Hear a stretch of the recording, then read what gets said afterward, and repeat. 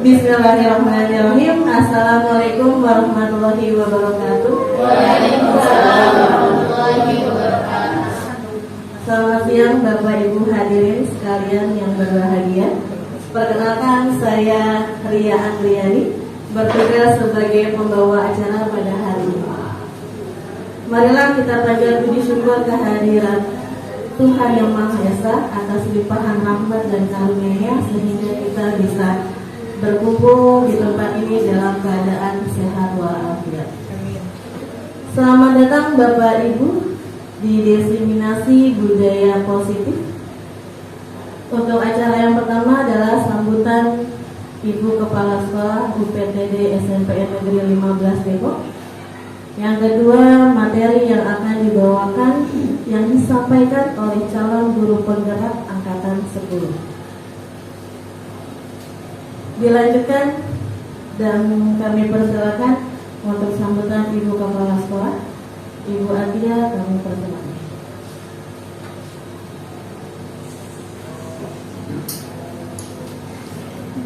Terima kasih Bu Ria. Assalamualaikum warahmatullahi wabarakatuh. Waalaikumsalam warahmatullahi wabarakatuh. Salam sejahtera untuk kita semua, Bapak dan Ibu sekalian.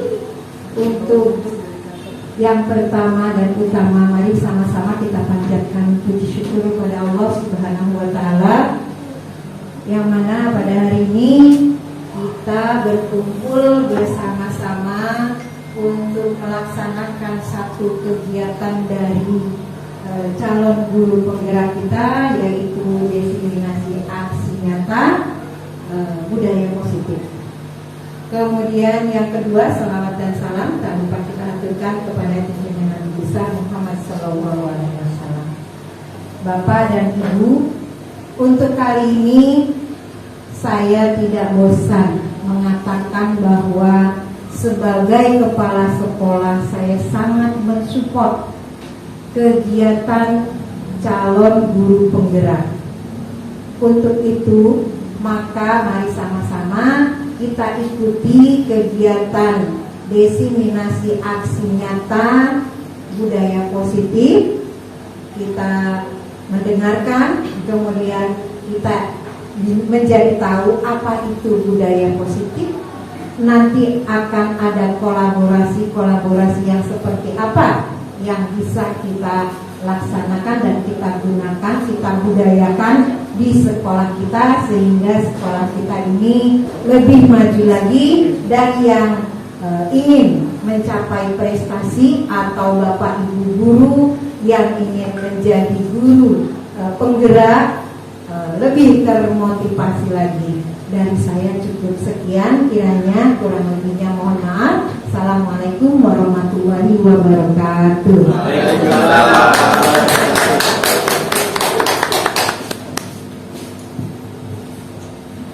Terima kasih kepada Ibu Kepala Sekolah, Ibu Atia. Untuk acara yang kedua adalah pemaparan materi yang akan disampaikan oleh calon guru penggerak. Kami persilakan. Assalamualaikum warahmatullahi wabarakatuh. Waalaikumsalam warahmatullahi wabarakatuh. Selamat pagi Bapak Guru hebat di sini semua. Pagi. Pada kesempatan hari ini, perkenankan saya berdiri di hadapan Bapak Ibu. Bukan berarti saya lebih pintar, tidak, tapi saya hanya ingin menyampaikan destinasi aksi nyata saya tentang budaya positif. Ya Bapak Ibu. Nah, perkenalkan dulu, nama saya adalah Ketut Tri Prasetya. Saya calon guru penggerak angkatan 10 SNPN 15 Depok, Jawa Barat.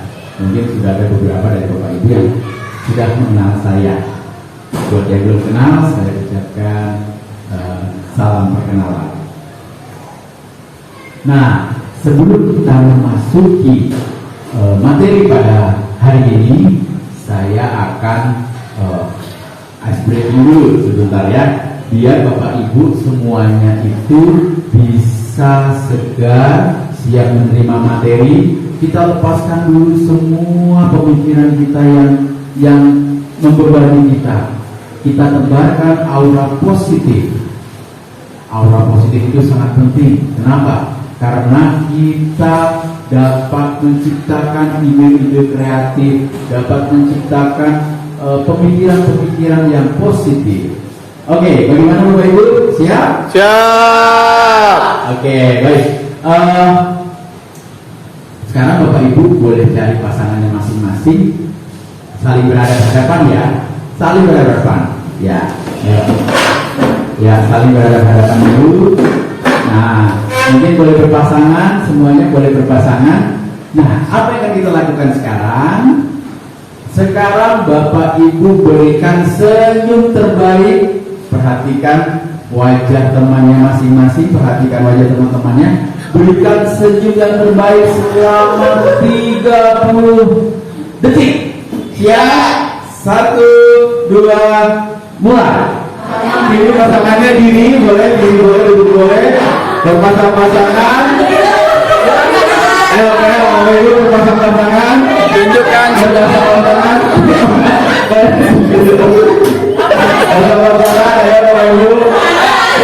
Pak Ustadz, teman-temannya, Pak Ustadz. Oke.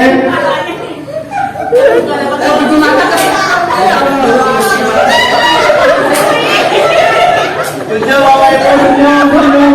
Lihat teman-teman senyum. Nah, senyum, jangan pasang muka lagi tagihan dengan pasang muka yang tagihan ya. Senyum.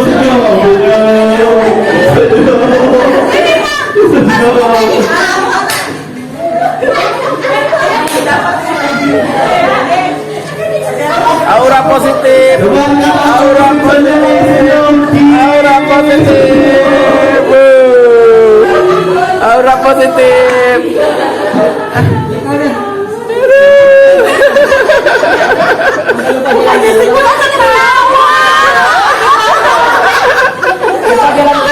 Oke, betul. Nah, sekarang kita masuk materi tentang kesepakatan kelas dulu. Apa yang akan kita sepakati? Jadi Bapak Ibu silakan. Saya sudah menuliskan beberapa kesepakatan kelas.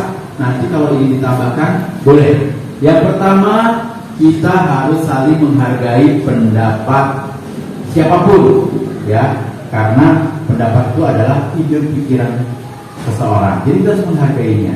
Yang kedua, kita harus menjadi pendengar yang baik ketika kan kita sedang mengungkapkan ide dan pikirannya. Lalu yang ketiga, Bapak Ibu harus handphonenya di silent ya.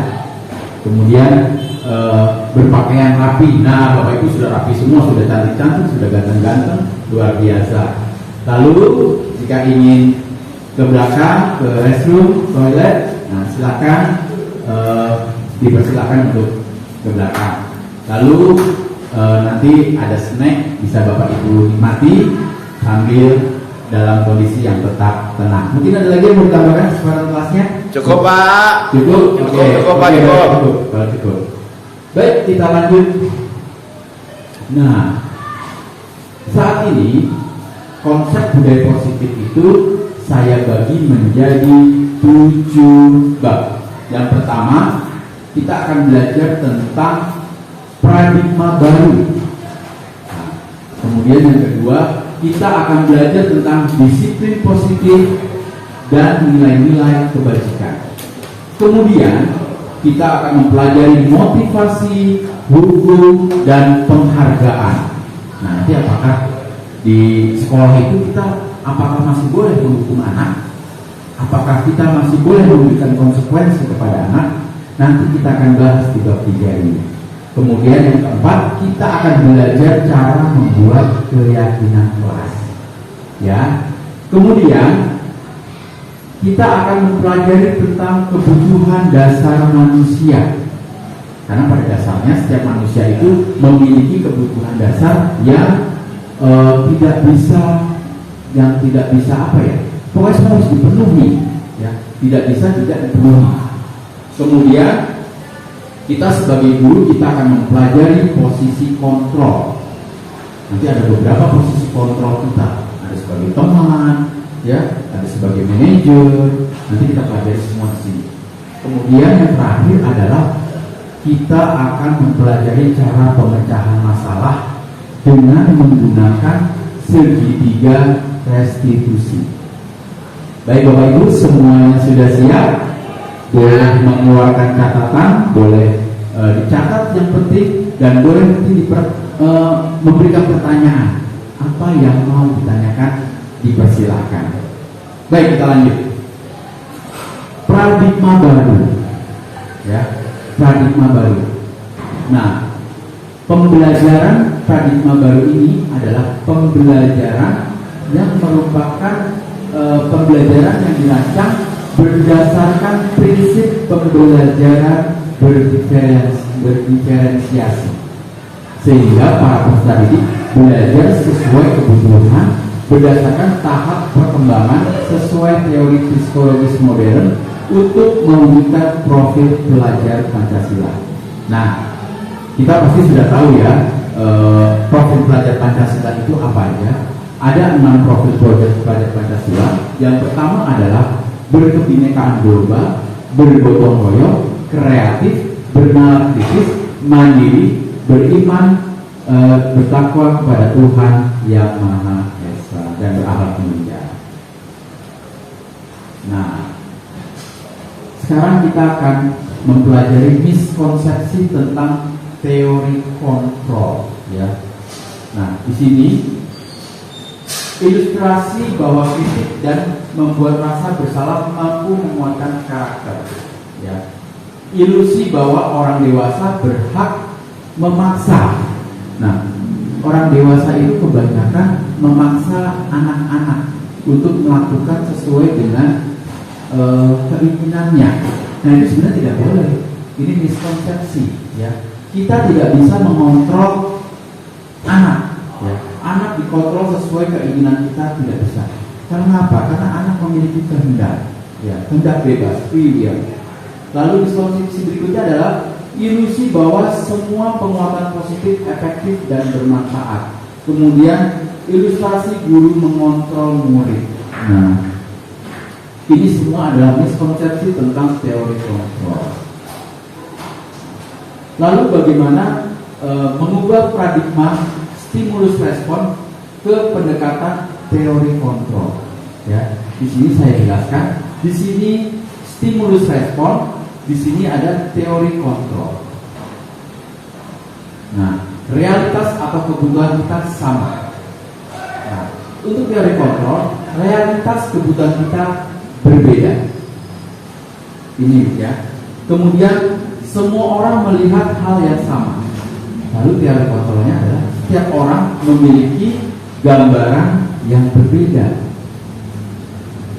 Stimulus respon berikutnya, kita mencoba mengubah orang agar berpandangan sama dengan kita.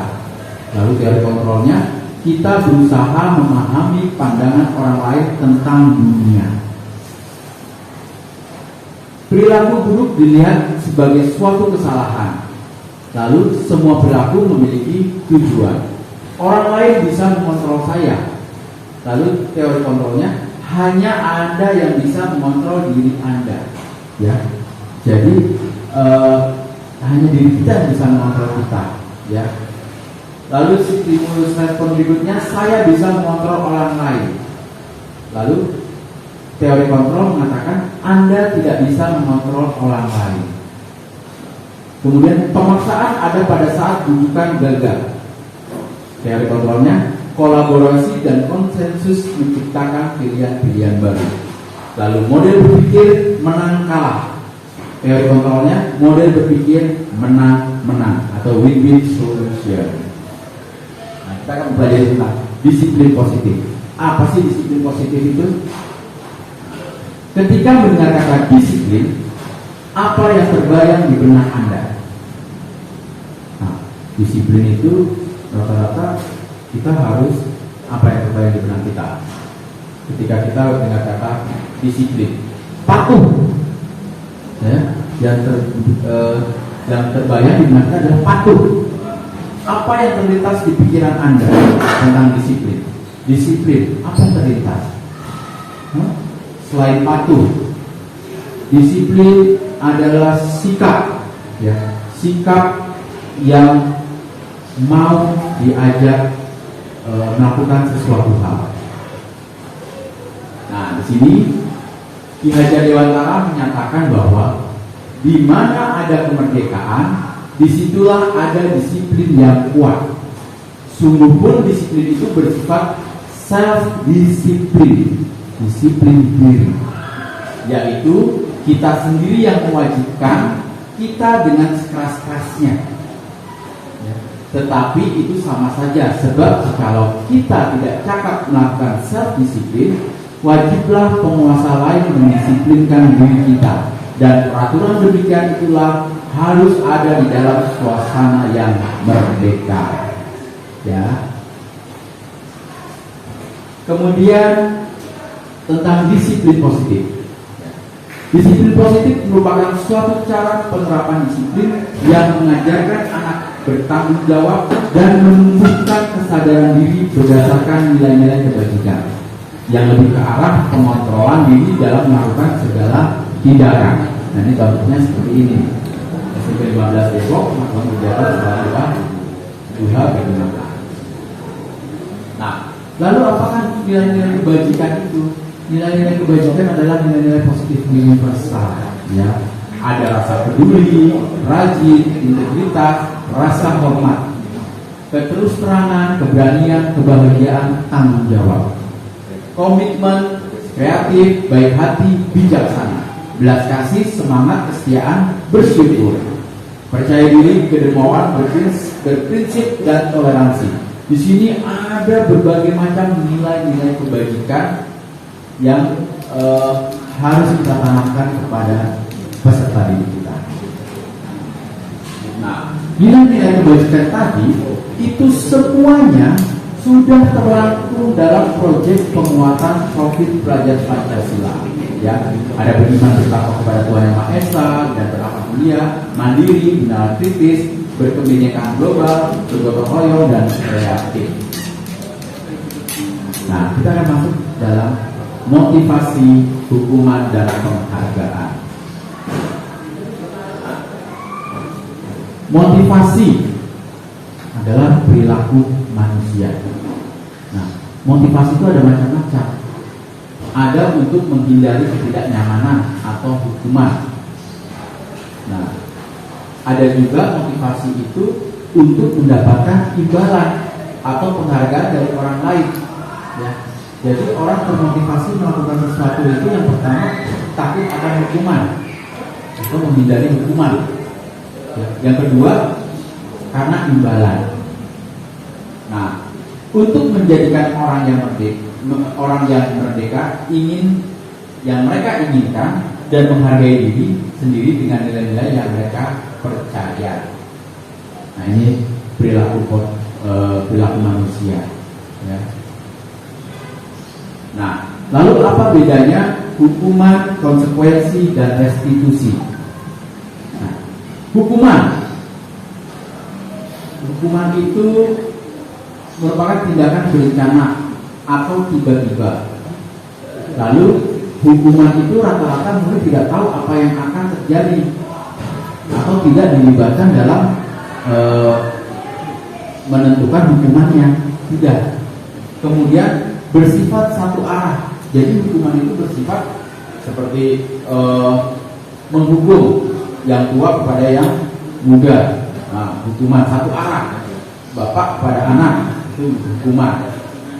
Nah, lalu hukuman itu sifatnya berupa hukuman fisik atau psikis. Bisa kita kasih hukuman fisik, misalnya suruh push up, suruh lari dan lain-lain. Bisa juga psikis melalui kata-kata perbal. Nah, itu hukuman, sifatnya negatif. Lalu konsekuensi itu apa? Konsekuensi itu adalah terencana atau disepakati sesuai peraturan. Ya. Jadi kalau ada peraturan, berarti ada konsekuensinya. Ya. Kalau ada tata tertib, ada hukumannya. Ya. Nah, konsekuensi ini murid tetap dibuat tidak nyaman. Lalu sikap guru selalu memonitor murid.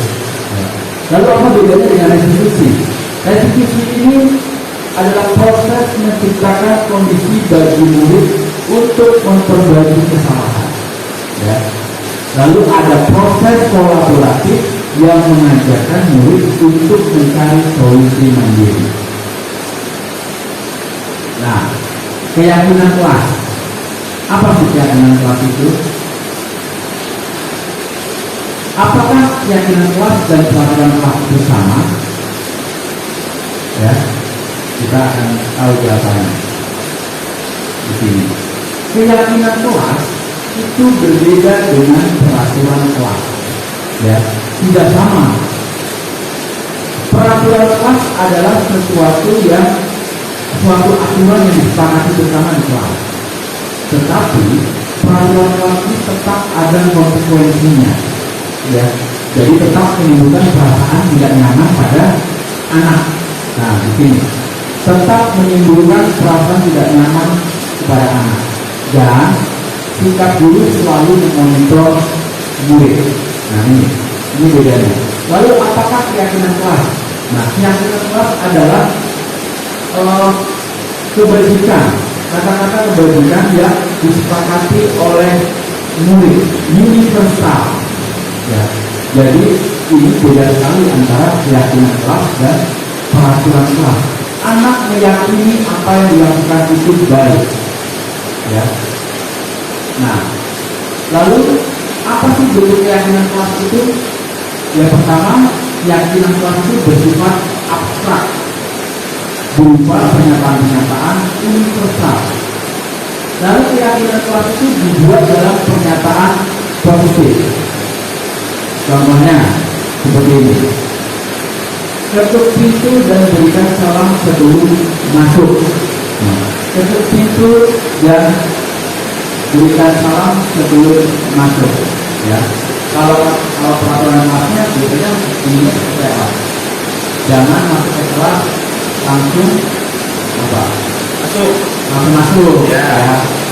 Dan dilarang masuk sebelum ucap salam. Nah, contohnya begitu itu bedanya. Tapi kalau di keyakinan kelas dibuat menjadi kata-kata yang positif. Kemudian keyakinan kelas itu mudah diingat sesuai dengan kondisi kelas ataupun sekolah. Kemudian melibatkan semua warga kelas. Nah, ini contoh keyakinan kelasnya adalah bersikap jujur, bertanggung jawab, saling menghargai, ya, ramah sopan, ya, kemudian menyimak dengan baik. Nah, sekarang kita ice breaking dulu ya, kayaknya udah pada capek nih. kita akan ICQ yaitu tepuk keyakinan. Caranya gimana? Kita pastikan di sini ya, saya coba ya. Tepuk keyakinan, tepuk keyakinan, tepuk keyakinan. Nah, ini yang sebelah kanan sebutkan namanya, kemudian yang sebelah kiri sebutkan nama teman orang lain. Bebas, boleh sebutin. Oke, kita mulai ya. Keyakinan Aan Suita.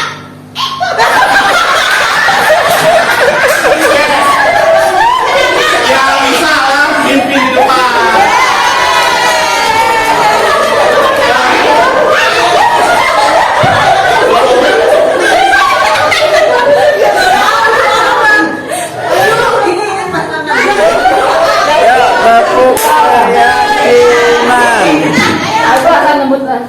Ya, berdiri, berdiri, berdiri.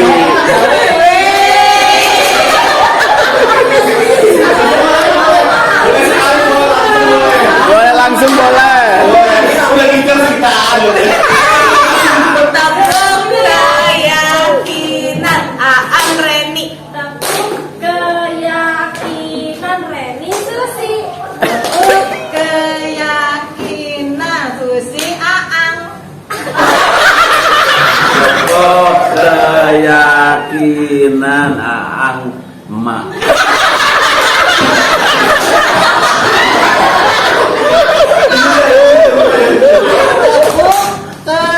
Keyakinan emak Aang.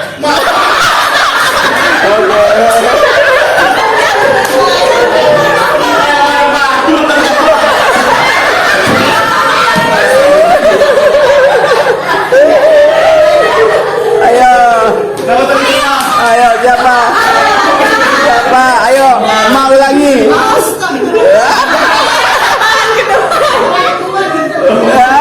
Keyakinan Yandarona. Iya. Keyakinan Rona Amal. Keyakinan Amal Buratna. Ratna Dian. Keyakinan Dian Anis. Tepuk keyakinan Adis Neneng. Tepuk keyakinan Neneng. Neneng.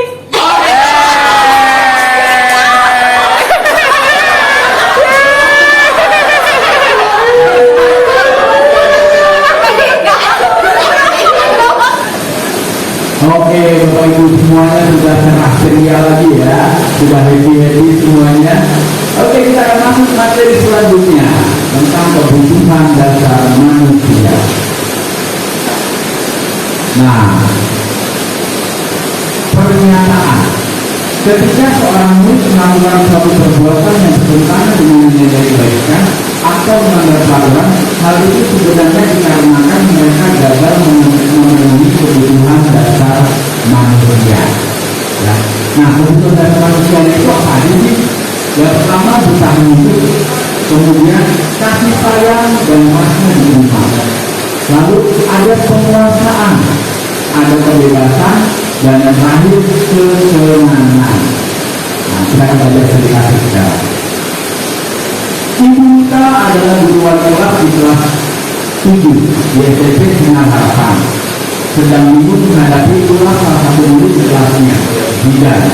Beberapa anak di kelas 7 telah datang kepadanya dan mengeluhkan Bidan yang ingin selalu meminta bekal makan siang mereka dengan paksa. Jika Anda menghadapi situasi seperti itu kita, apa yang Anda lakukan? Menurut Anda, kira-kira apa alasan Bidan melakukan hal itu? Nah, ini berkaitan dengan kebutuhan dasar ya. Nah, alasan Bidan yang pertama, karena dia kelaparan dan tidak dibuatkan bekal makan siang oleh orang tuanya. Maka kebutuhan dasar yang berusaha dipenuhi oleh Bidan adalah kebutuhan untuk bertahan hidup atau survival. Alasan Bidan yang kedua, karena ia merasa senang temannya jadi memperhatikan dia. Ketika temannya melaporkan tindakannya kepada guru dan guru melaporkannya kepada orang tuanya, sehingga orang tuanya menjadi lebih peduli terhadap dia. Maka kebutuhan dasar yang sedang dipenuhi juga adalah kebutuhan akan kasih sayang dan rasa diterima. Ya, jadi dia berusaha menarik perhatian orang tuanya dengan berbuat seperti ini, sehingga gurunya itu malah memanggil orang tua juga. Dan itu sebenarnya diinginkan juga. Kenapa? Karena dia ingin mendapatkan rasa kasih sayang. Mungkin dia tidak diperhatikan di rumah. Lalu alasan juga yang ketiga, karena temannya jadi takut dengan dia dan menuruti keinginannya, maka sebetulnya juga sedang berusaha memenuhi kebutuhan dasarnya akan kekuasaan. Nah, jadi ini kebutuhan alasan juga itu dia juga bisa memiliki alasan supaya teman-teman itu takut sama dia, ya. Oh, ini saya ditakuti, saya berkuasa di kelas. Nah, seperti itu. Nah, lalu di sini dibutuhkan posisi kontrol, ya. Posisi kontrol seorang guru untuk menghadapi alasan-alasan hujan ini, ya. Posisi kontrol. Nah, ini posisi kontrol guru itu seperti apa? Nah, ada 5 posisi kontrol guru dalam menghadapi alasan-alasan anak, ya. Yang pertama, guru sebagai penghukum. Nah, ini anak-anak pasti takut, ya. Kedua, guru sebagai pembuat merasa bersalah. Nah, ini biasanya kontrol guru itu membuat anak itu merasa salah akan perbuatannya. Lalu guru sebagai teman, guru sebagai pemantau, dan guru sebagai manajer. Nah, kita akan pelajari 5 posisi kontrol kita. Ada videonya, silakan pelajari terlebih dahulu, ya.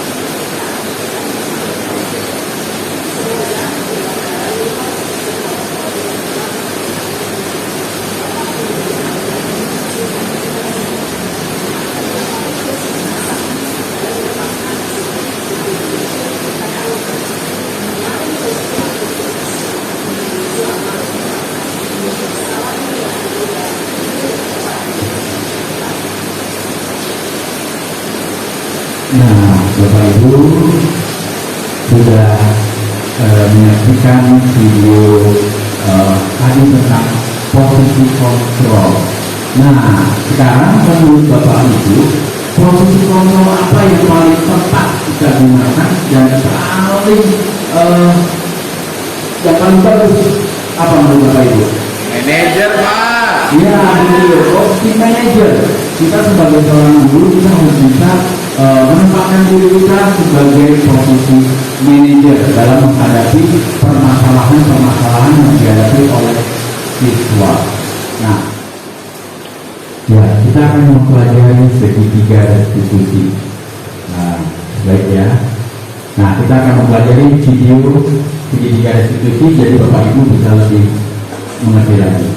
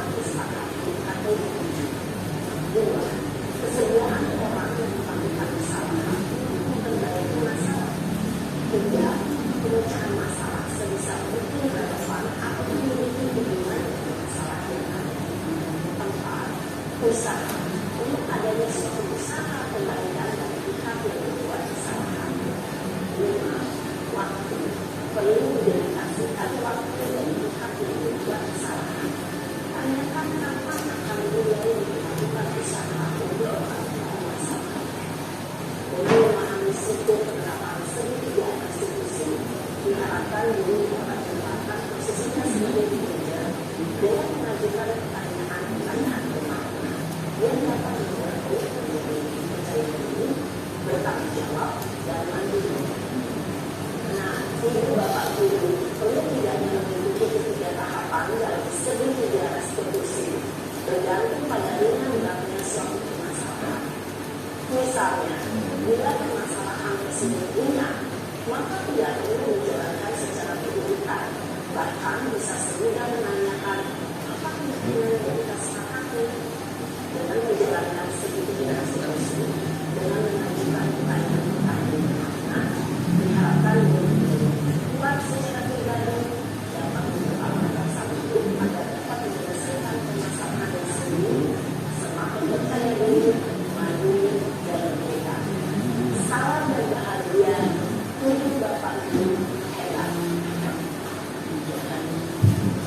Ya, demikian video pembelajaran restitusi yang bisa kita ambil maknanya bersama. Ya, nah ada 3 tahapan restitusi yang tadi sudah dijelaskan dalam video. Yang pertama adalah menstabilkan identitas. Jadi kita sebagai seorang guru tidak bisa langsung menyalahkan murid. Kamu nggak boleh begitu, kamu itu salah. Nah itu biasanya murid akan langsung ya dia tidak bisa terbuka dengan kita. Yang kedua, kita harus memvalidasi tindakan yang salah. Dan terakhir, kita menanyakan keyakinannya. Apakah yang dilakukan itu sesuai dengan keyakinan kelas atau tidak? Ya Bapak Ibu ya. Nah, sudah demikianlah paparan dari saya tentang budaya positif. Semoga apa yang saya presentasikan, diseminasikan bisa kita praktekkan dalam kehidupan kita di sekolah. Nah, sebelum saya akhiri, mungkin ada beberapa pertanyaan dari Bapak Ibu. Saya persilakan, mungkin bisa 3 atau 4 penanya. Silakan, ada yang ingin bertanya, silakan tunjuk jari. Oke, perkenalkan, nama saya Dian Herlina Putri. Saya ingin bertanya, apa faktor pendukung dan penghambat pelaksanaan budaya positif di sekolah? Terima kasih. Mohon penjelasan. Ya, Bu Dian, terima kasih atas pertanyaannya. Tadi suaranya kecil banget ya, mungkin bisa diulang yang Pak Zul gimana? Ya Pak, ya pertanyaan dari Bu Dian, kalau nggak salah itu apa faktor pendukung dan penghambat pelaksanaan budaya positif di sekolah? Oh, faktor pendukung dan penghambat pelaksanaan budaya positif. Ya, Pak. Ya memang dalam kita melaksanakan setiap program pasti ada faktor pendukung dan ada faktor penghambat. Untuk penerapan budaya positif ini di sekolah, faktor pendukungnya pertama adalah kita memiliki visi dan misi sekolah. Ya, visi dan misi sekolah itu bisa kita kembangkan dan bisa kita turunkan menjadi faktor pendukung ya budaya-budaya positif. Seperti visi misi kita apa? Beriman dan bertakwa kepada Tuhan Yang Maha Esa, intak ya, intak dan iptek. Nah, itu bisa kita kembangkan menjadi daya dukung kita dalam menerapkan budaya positif di sekolah. Yang kemudian itu faktor penghambatnya. Kalau untuk faktor penghambat itu sendiri, biasanya budaya positif itu bisa kita asumsikan sebagai kurangnya perawatan kondisi sekolah. Ya, mungkin anak-anak kurang bisa merawat seperti ruang kelas. Contohnya budaya positif yang kita bersihkan, kita terapkan adalah kebersihan kelas. Nah, di sini kadang-kadang anak kurang merawat dan itu perlu sekali perhatian Bapak Ibu guru. Mungkin itu jawabannya. Jadi kita perlu berkolaborasi bersama untuk meniadakan hambatan. Ya, itu Bapak Ibu guru. Ya, baik. Mungkin ada pertanyaan berikutnya dari Ibu Rona, silakan Ibu Rona. Perkenalkan, nama saya Alexandra Pulu. Saya mau bertanya, ada nggak sih metode yang tepat untuk menerapkan budaya positif itu untuk siswa atau murid kita? Metode yang kita lakukan itu bisa berupa kebiasaan-kebiasaan yang selalu diulang dan selalu dipraktekkan setiap hari. Contoh, budaya positif senyum, salam, sapa. Nah, ini kita bisa membayar kepada anak murid kita setiap hari ketemu dengan gurunya harus bersalaman, harus mengucapkan salam, sapa. Begitu juga dengan teman-teman. Ketika datang masuk ke kelas, biasakan untuk menyapa temannya. Hai, bagaimana kabarnya? Hai, gimana, sehat atau tidak? Seperti itu.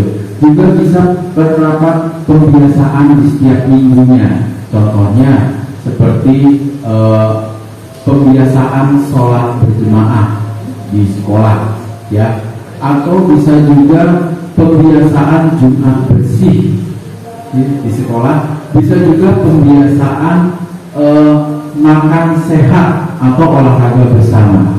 Mungkin itu metode-metode yang bisa kita lakukan, karena anak itu kalau tidak diulang-ulang itu biasanya dia tidak lama sekali untuk mengerti atau ikut melaksanakannya.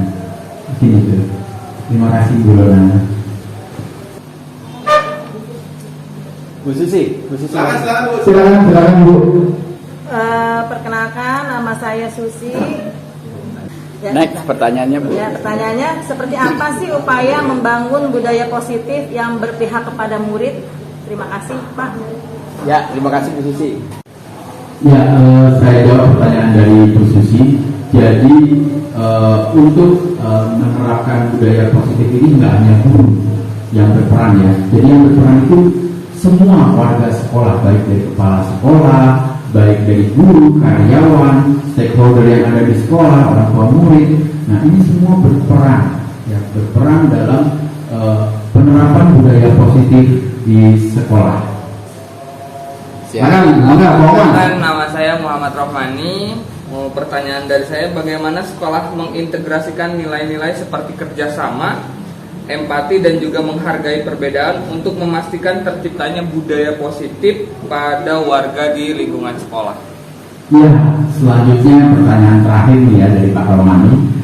Saya akan coba jawab bagaimana mengintegrasikannya ya. Mengintegrasikannya itu kita integrasikan melalui visi dan misi sekolah. Ya, di situ kita bisa masukkan penerapan budaya positif dalam visi dan misi. Kemudian bisa kita juga terapkan dalam pembelajaran, ya, dalam pembelajaran yang selalu berpihak pada murid dan murid. Ya. Mungkin itu jawaban dari saya. Mungkin nanti kalau ada pertanyaan lainnya bisa kita diskusikan di kombel kita ya. Kita bisa saling sharing, kita saling diskusi. Demikian presentasi dari saya. Kita ketemu lagi di lain waktu. Selalu jaga kesehatan dan kita terus tergerak, bergerak dan menggerakkan. Terima kasih.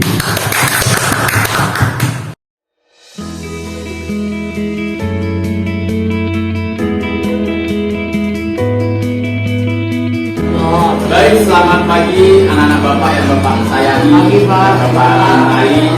Pada hari ini Bapak akan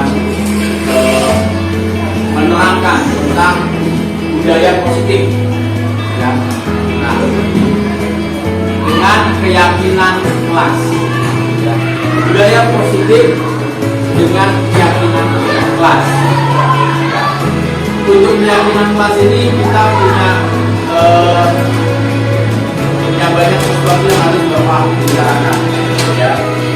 Apa sih keyakinan kelas? Mungkin ada yang sudah tahu keyakinan kelas apa? Keyakinan kelas. Beda nggak keyakinan kelas sama peraturan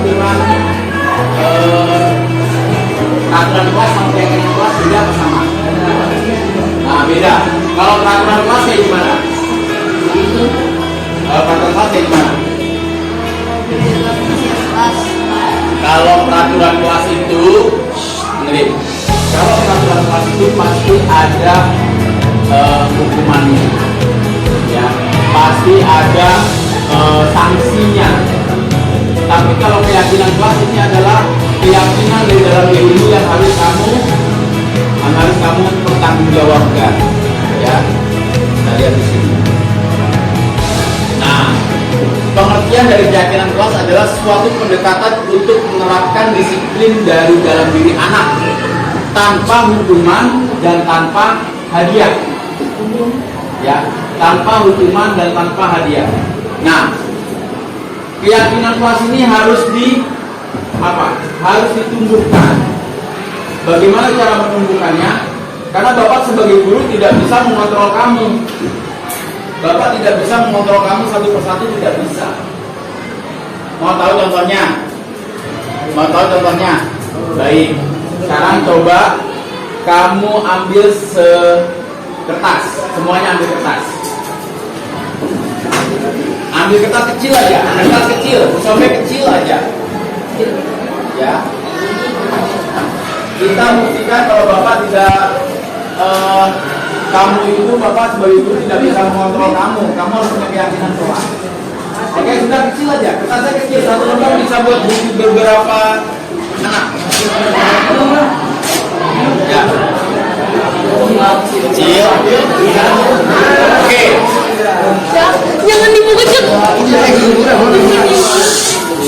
Oke, sekarang tuliskan hal yang paling berharga dalam yang kamu miliki. Tidak usah diungkapkan. Tuliskan hal berharga yang kamu punya, yang kamu miliki. Hal berharga yang kamu miliki. Bisa itu barang, bisa itu apapun itu. Bisa itu makhluk hidup, bisa itu benda mati, bebas. Manusia boleh, semuanya boleh. Oke, sudah?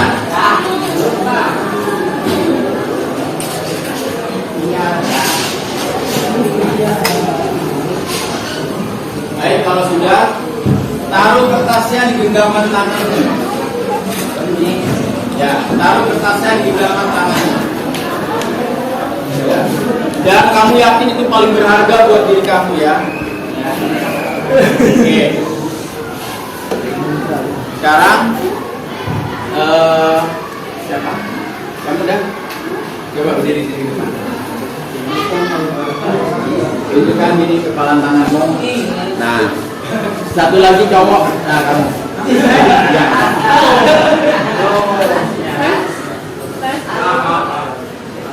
Oke.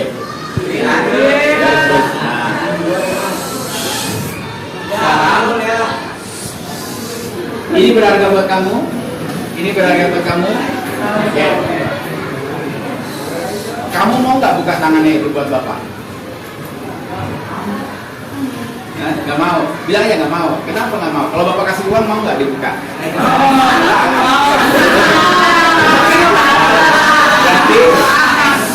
mau dikasih uang? Mau? Mau? Oke. Kalau mau buka coba. Apa isinya?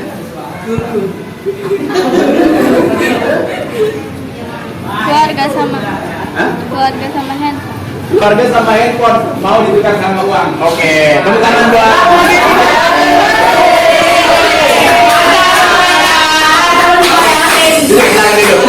Nah, sekarang ini satu lagi. Ya. Ini berharga buat kamu. Oke. Boleh nggak bapak minta? Bukan dong kalau boleh. Hah? Bapak kasih duit? Bukan? Hah? Boleh? Oke. Apa mau bapak tutup aja baru dibuka? Hah? Dibusang aja baru buka? Hah? Mau disuruh push up apa buka? Hah? Apa mau kasih duit baru buka? Coba, apa kasih uang baru buka? Apa isinya? Apa itu? Dan pasangan. Keluarga hidup dan pasangan. Oke, duduk.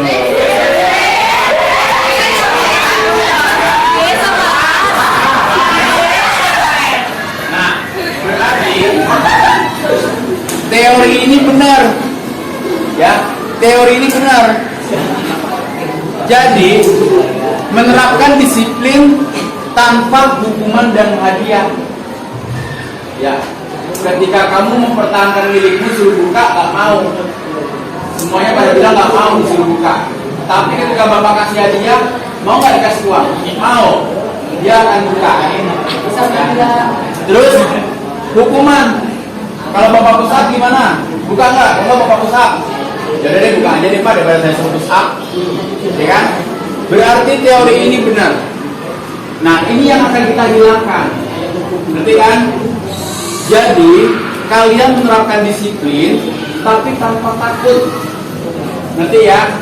Tanpa takut kamu akan dihukum atau tanpa kamu ingin menerima imbalan. Itu namanya keyakinan kelas, ya.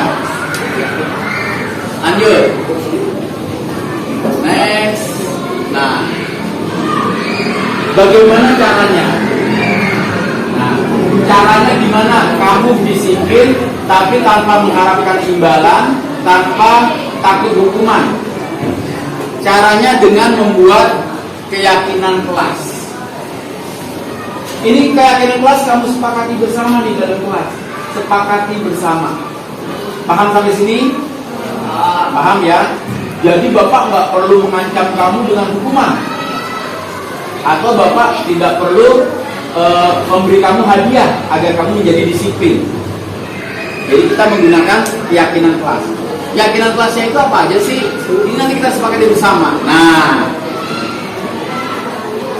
keyakinan kelas itu adalah kesepakatan kelas yang berisi aturan untuk membantu guru dan murid bekerja sama membentuk kegiatan belajar yang efektif. Jadi kalau kamu melanggar keyakinan kelas, kamu tidak akan dihukum, tidak akan diberi hadiah, tapi kamu akan merasa malu sendiri. Kamu akan merasa tidak enak. Kenapa tidak enak? Karena ini sudah disepakati bersama. Paham ya sampai sini ya? Kemudian, nah ini tujuannya.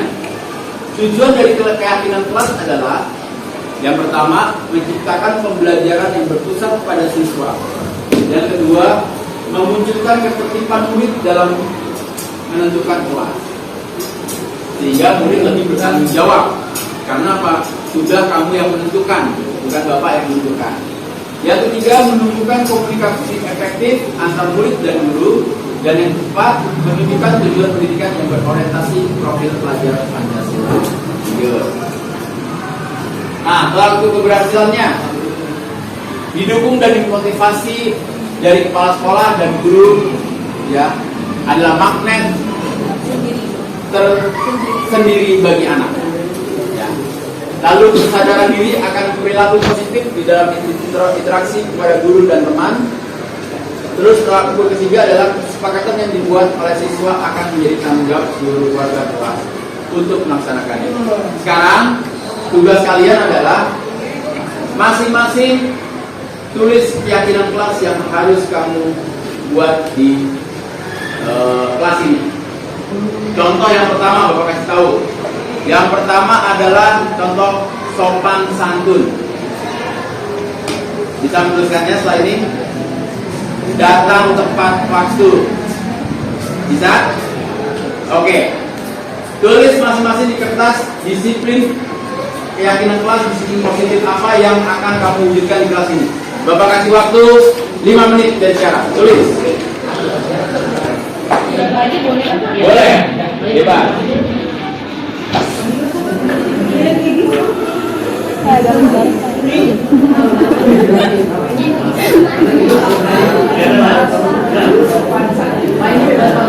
Bebas. Disiplin positif yang mau kamu yakini di kelas ini apa aja.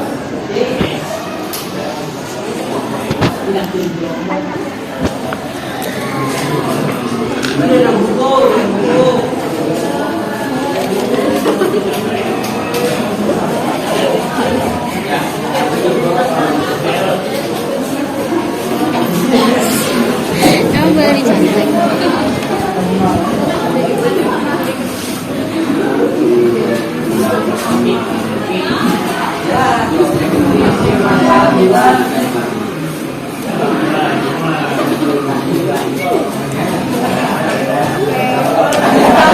Oke, sudah? Belum lah. Belum 5 menit Pak.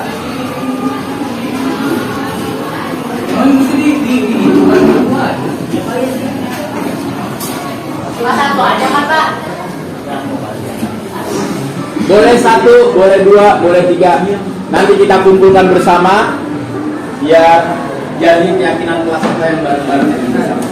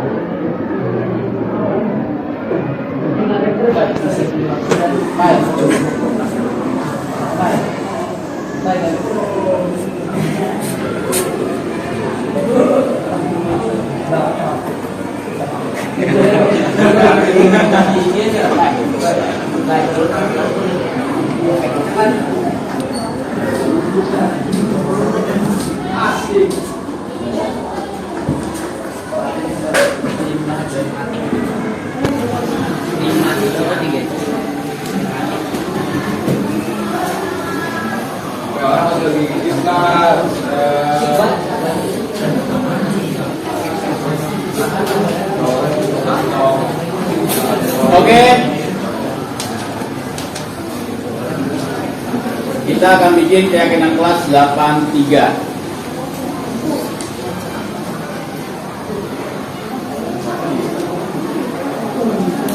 Keyakinan kelas 83.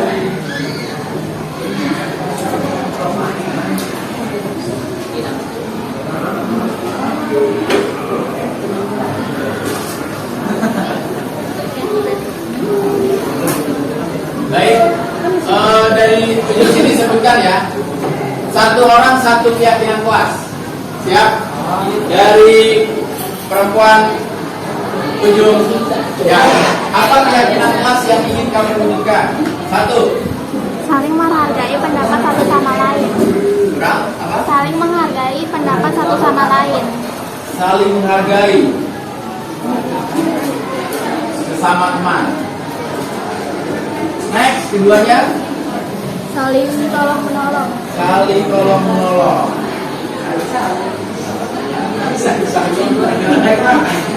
Next, Dapat bekerja sama dengan baik. bekerja sama, dapat bekerja sama dengan baik.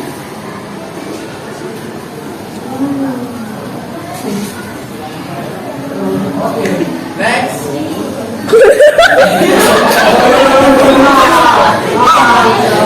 ayo. Tidak memilih-pilih teman. Tidak pilih-pilih teman. Oke, sekarang yang jawab depan. Sopan santun sama ibu bapak guru. Berikutnya sopan santun. Kemudian next Melakukan piket. apa? Melakukan piket. Melakukan piket. Melakukan piket kelas. Terakhir Menghormati guru saat menjelaskan. menghormati guru dan teman. Oke, baik. Ini adalah keyakinan kelas kalian. Nanti kita akan bikin formula yang lebih bagus lagi dari semua anak-anak ini. Kita akan buat keyakinan kelas apa yang akan kita terapkan di sini. Oke, paham? Baik.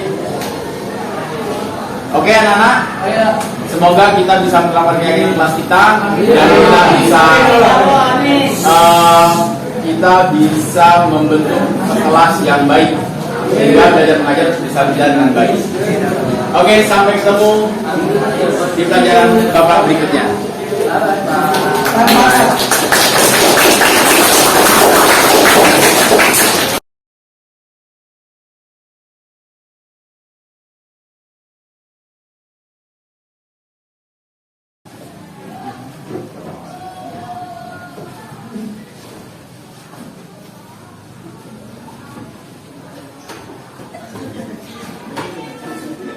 Baik anak-anak, pembelajaran cukup sampai di sini. Kita ketemu lagi pada pembelajaran berikutnya di materi yang berbeda. Oke, sampai ketemu ya. Bye-bye. Reza, nanti kamu ketemu Bapak ya. Reza, tadi kamu datang terlambat dan Bapak sudah sering mendengar laporan bahwa kamu seringkali datang terlambat setiap hari. Iya Pak. Menurut ingatan kamu, sudah berapa kali kamu datang terlambat? Sudah 5 kali Pak. Nah, sering terlambat itu suatu kesalahan bukan? Iya Pak. Baik Reza, berbuat kesalahan itu manusiawi. Setiap orang pasti pernah berbuat kesalahan. Begitu juga dengan Bapak. Bapak juga pernah kok datang terlambat, tapi bagaimana kita bisa memperbaiki itu? Setuju?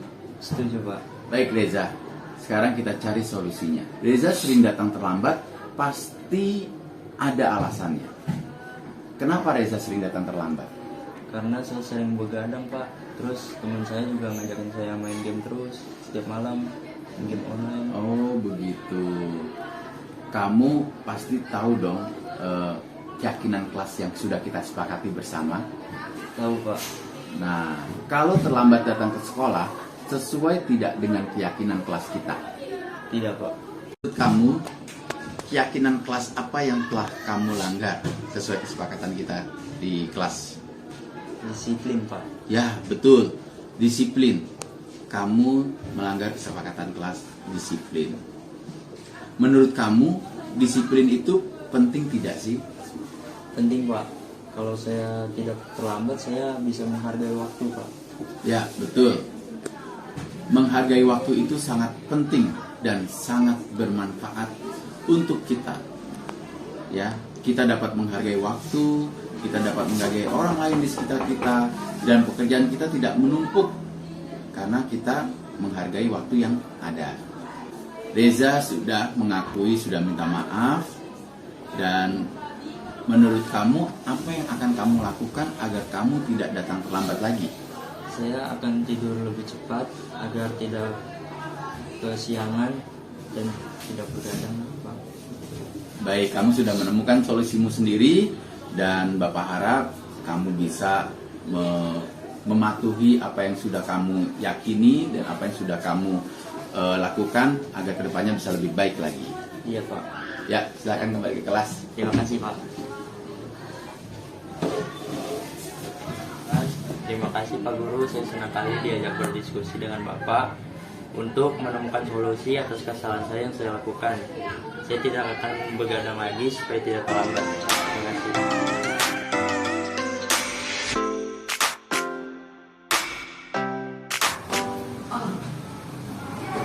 Oh bisa nggak sih jangan ngatin aku terus? Kamu kan bisa kerjain sendiri. Lagian kan tugas masing-masing. Kok kamu ngeliatin aku? Tadi kamu bertengkar ya di dalam kelas ya? Iya benar Pak. Kenapa kamu bisa marah-marah? Karena tadi saya lagi ngerjain tugas, lalu dia nyantet tugas saya. Itu pun juga nggak sekali 2 kali. Oh begitu. Wajarlah kalau kamu marah ya, kesel. Kalau Bapak di posisi kamu juga, pasti Bapak juga kesel juga kalau tugas Bapak dicontek.